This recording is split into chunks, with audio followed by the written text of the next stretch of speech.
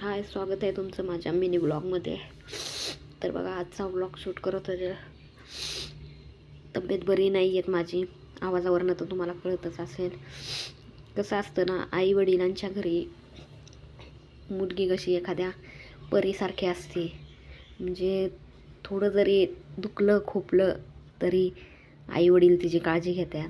पण ज्यावेळेस तिचं लग्न होतं त्यावेळेस ती जेव्हा सासरी येते ना, त्यावेळेस ती एका सासरच्या अशा एका बंधनात अडकलेली असते ना, की तिची जबाबदारी तिला फक्त असं वाटत असतं की सासरच्या लोकांपुरतीच आहे, की बाबा त्यांची काळजी घेणं, त्यांच्यासाठी करणं.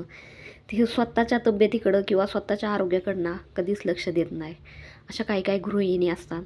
तर त्यातच माझी पण तीच परिस्थिती आहे की मी ना स्वतःकडं कधीच लक्ष देत नाही.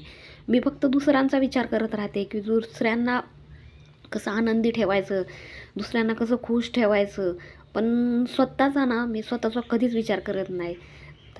असं लोकांना वाटतं की बाबा ही स्वतःसाठी स्वतःचा विचार करते, आम्हाला विचारत नाही. तसं नाही आहे माझं.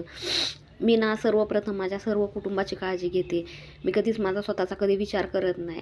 तीच परिस्थिती आज अशा माझ्यावर आलेली आहे ना, की आज मी आजारी आहे तरी मी असं हक्काने कोणाला म्हणू शकत नाही की कामं करा. ह्या जागी जर मी माझ्या मम्मीच्या घरी किंवा काय असती तर माझी आई म्हणली असती, नको करू काम, तू आजारी आहे, आराम कर जरा.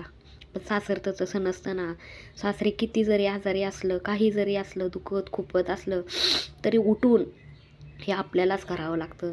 मुलांसाठी, नवऱ्यासाठी, सासू सासऱ्यांसाठी, सगळ्यांसाठी करावं लागतं. कारण ती पहिलं ना गृहिणी किंवा मी ना त्या कामाला पहिलं प्राधान्य देते की बाबा हा आपली जबाबदारी आहे ती. पण मला असं वाटतं की प्रत्येक गृहिणीने जबाबदारी सांभाळता आपलं आरोग्य पण सांभाळावं, आपल्या तब्येतीकडं पण लक्ष द्यावं. पण मला ना तसं जमतच नाही. का काय माहीत. मला सगळेजण सांगतात की तू स्वतःला पहिली जपत जा, मग कामाचं एवढं टेन्शन घेत जाऊ नको, कामाचा एवढा लोड घेत जाऊ नको. का पण मला नाही माहिती की मी पहिलं प्राधान्य ना माझ्या कामालाच देते.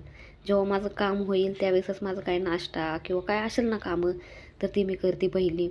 आणि त्यानंतर ना माझं जेवण नाश्ता काय असेल ना ते असतो. हे पण बघा, आता रात्रीचं जेवण झालेलं आहे, तब्येत बरी नाही, सर्दी झालेली आहे.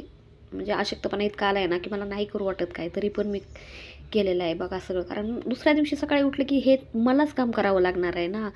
असं 100%पैकी ना 90 म्हणजे 10% लोकांच्या घरचं असं व्यवस्थित असतं. तर बघा कसा वाटला माझा व्हिडिओ.